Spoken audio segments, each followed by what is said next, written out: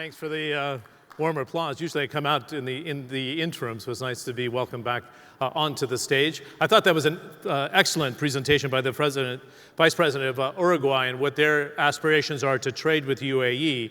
Our next session here is going to be a one-on-one interview, and one I haven't done with her for a short while. She's a very inspirational figure, and you've seen His Highness Sheikh Mohammed bin Rashid Al Maktoum in setting up his new cabinet. She was already a critical player before in the push to bring the Expo to Dubai. And in fact, if I can relay a personal story, when I was covering Davos a few years ago, before they actually secured the bid, she was several months pregnant, left the warm climate of the UAE, landed in Zurich and came up to Davos. We had snow up to here. She had a couple of months before she delivered her son, and she presented to the international audience the proposition of Dubai 2020 Expo with complete calm. She impressed everybody that she came across because it's part of the DNA of this cabinet of His Highness to push forward. Now, in my opening remarks this morning, I talked about the Silk Road strategy that the UAE has, both politically and economically. The same has been for Africa, and now it's opening up to Latin America. But in the next 20 minutes, I'd like to discuss the opportunity of Expo 2020 for our Latin American visitors. What is on the table here from an infrastructure standpoint, from a tourism development standpoint, and as we've talked during a number of the panels and speakers today, the opportunity for food security and exporting as this economy continues to grow with its tourism. Let's give a nice warm welcome to Her Excellency Reem Al Hashimy. She's the Minister of International Cooperation and Director General of Expo 2020. Just to change things up, they put me on the right. Please. Thanks. I, in fact, remember chairing your event when you had all the exhibition people here. You go from I think it's worth talking to the audience about, you go from a big picture aspiration as a pitch, and now you go to big picture and actually delivering. So you've moved into the mode. It's not like Dubai wasn't ready for the acceptance of the bid itself. How far along, if you say 100% process, how far along are we in terms of the infrastructure build out? We know His Highness is revealing or unveiling the canal today. And it's to 100%. Are we about 20% of the way in terms of the build out and the opportunity that we have for our visitors from Latin America? First of all, thank you very much for the great introduction. I also remember the snow up to here, but more importantly, the belly up to there, and that was a lot harder than the snow, I tell you. It's a great opportunity. I didn't want to get that personal, but I thought I'd let you do it. I thought I'd let it out. You know, it's great to be here. It's great to participate in yet another very successful event that the Dubai Chamber organizes. I'm thankful to the colleagues who really take it upon themselves to take the message of Dubai and the UAE far and wide. Certainly with Dubai Expo 2020, as you very well know, it is a national project. And so it really fits with also the United Arab Emirates 2021 vision. It fits very well also with how we view the power and the importance of collaboration and partnership. So if you're looking at the sub-Saharan continent, if you're looking at the Pacific Islands, and if you're looking at the Latin American region, that is actually where we're very interested to explore how we could develop and strengthen new ties. The Uruguayan Vice President spoke about the remarkable opportunities in whether it's livestock, renewable energy. 95% of their energy is actually, their electricity is actually renewable energy. They have an amazing energy mix. There are these untold stories and explored and gems that can be explored. And it's the purpose of the Expo, it's the mission and ambition of the Expo to help put these types of stories out and to create that type of platform. So you can see a synergy between Uruguay and Uganda and the United Arab Emirates. Almost these untold or unexpected, untraditional forms of alliances.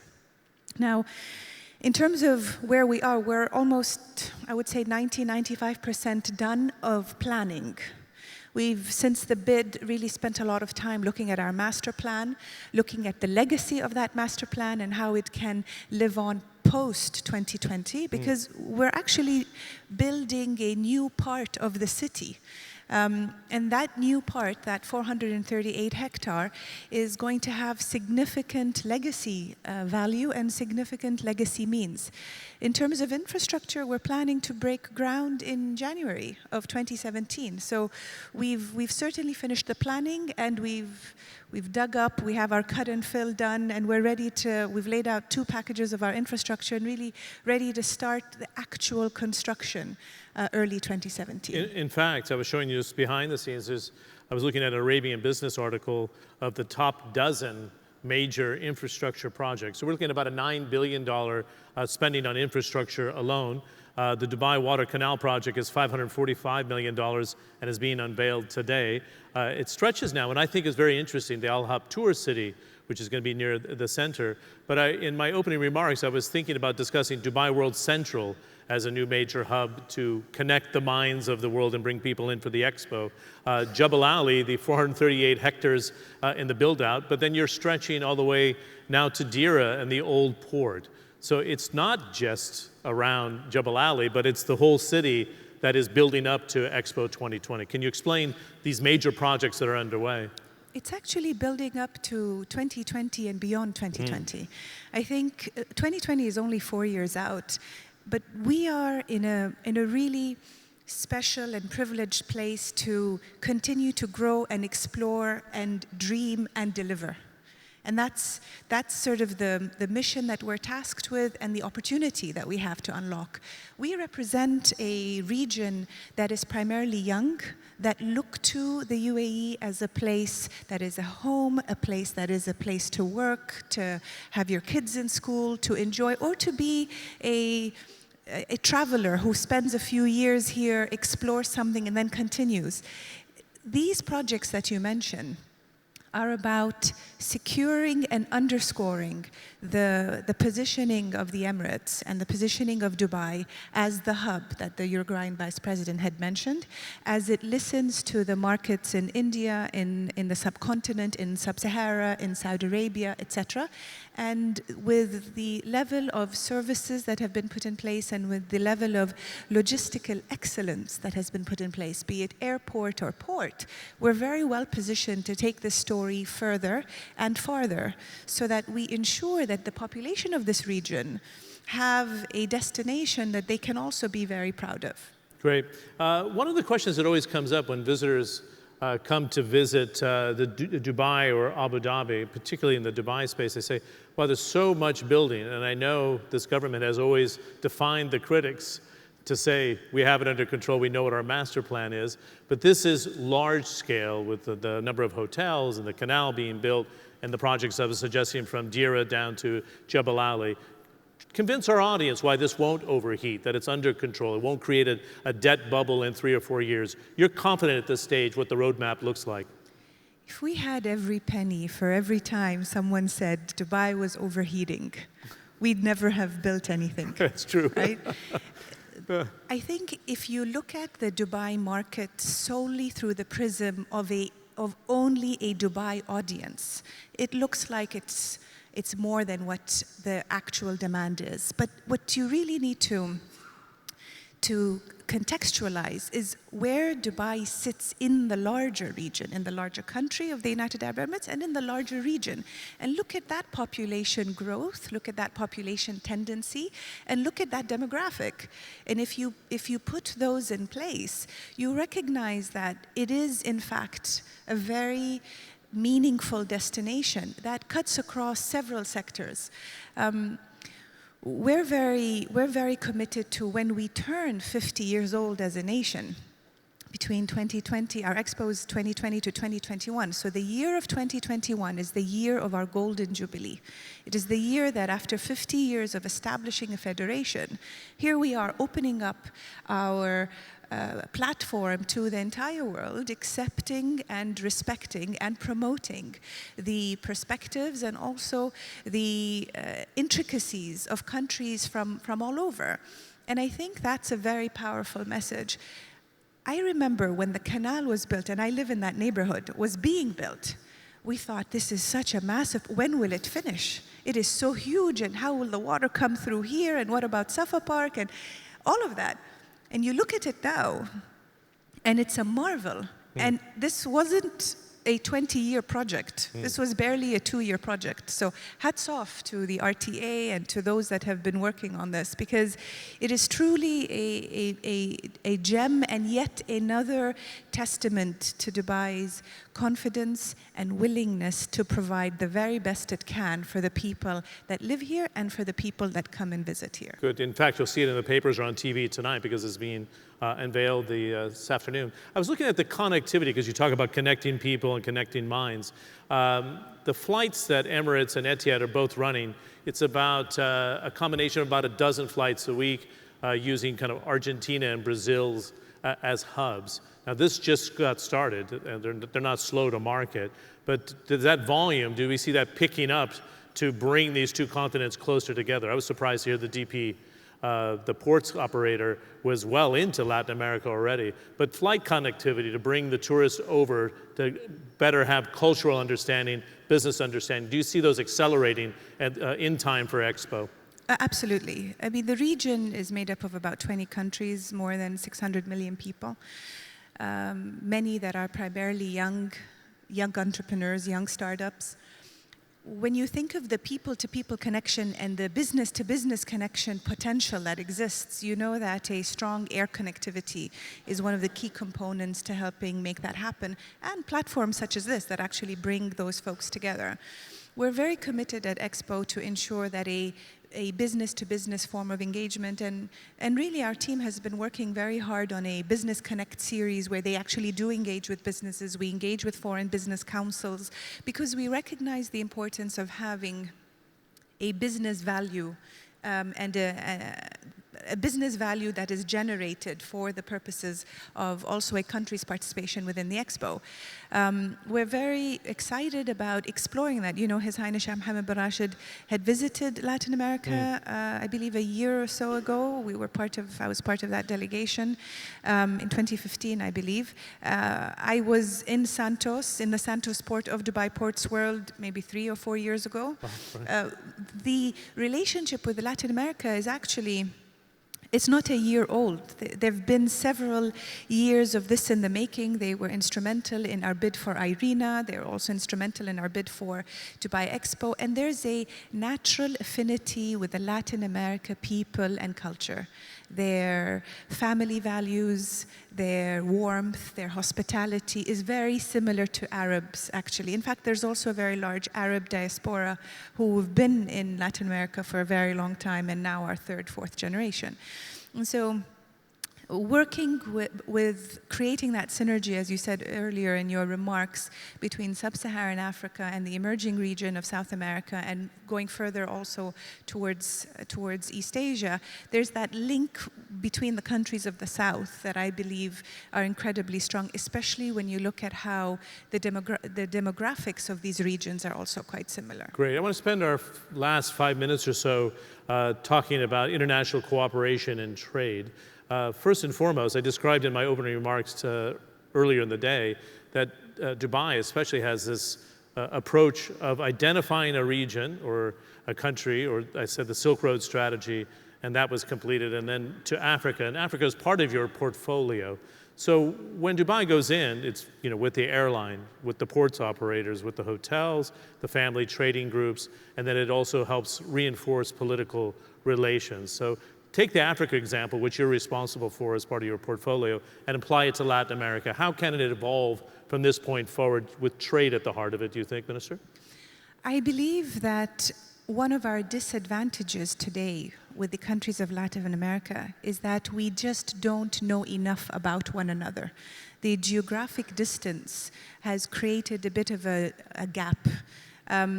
Companies like Emirates Airlines and Dubai Ports World and others have that access. But I'm talking about small and medium-sized enterprises that from both sides could actually develop some strong synergies with each other. And if we could untap that space and create and facilitate that form of collaboration, then I think really the sky is the limit. Because making sure or ensuring that that type of connectivity happens on a people-to-people level. I think that's what creates long-term sustainable prosperity. And you see that in the Africa example. You have the large family-owned businesses, but then you have regular traders, both Emirati, Arab, and African, particularly East African, that have known each other for generations. Now, we have the proximity of geography, but with airlines like Emirates and Etihad bringing or defying geography and defying distance, then you don't need to be physically close. And look at our example with Australia, for instance. Absolutely. Tourism in Australia skyrocketed. It's only been a couple of years that the 16-hour flight to Sydney didn't feel so long anymore. No, exactly. And then you had families go for 3 months summer vacation in Australia. So these are the types of things. It takes perseverance and continued effort, and then it takes bringing in the small, medium-sized companies to the table also. That's also a very important factor. My final question is the resistance against globalization. And I'll suggest I had an interesting interview with Sultan Al Mansouri, His Excellency, the Minister of Economy. He says, John, in a country of this size, we can't put up our barriers. It's not possible because we are a globalized economy, and that's our unique selling proposition. We heard the rhetoric from Donald Trump during the election about a wall with Mexico and canceling trade agreements with China.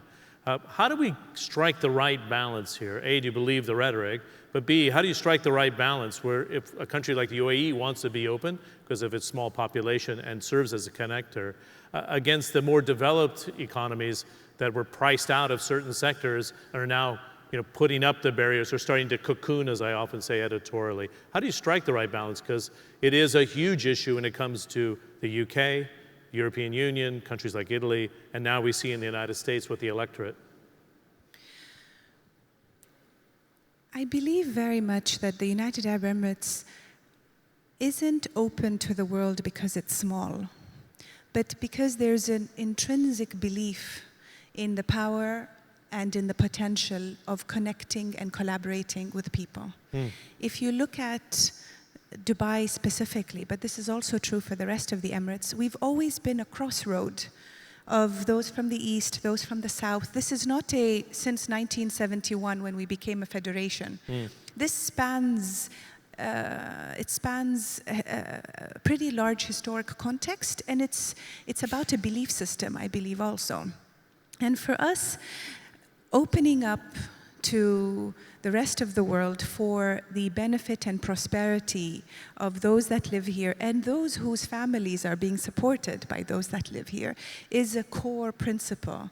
And it's very important for us to continue to not only promote that, and that's why you have a Minister of Tolerance, for example, and a Minister of Happiness and a Minister of Youth, who push for these types of principles that are so critical in securing the overall prosperity of the nation. But I also believe that these types of sentiments or decisions can be cyclical. And the countries that you mentioned, whether it's Europe or the UK or the US, there are different phases or there are different cycles in their own nation's narrative or history. The US election is a demonstration of what the people have spoken for and spoken of. And from our vantage point, we've always had very strong relations with the United States. We expect those to continue, and we expect to work with the new White House. But from our standpoint, we know that our strength is actually in the East African, Kenyan, or Tanzanian trader, and in the Indian businessman, and in the Saudi Arabian entrepreneur. That is our context.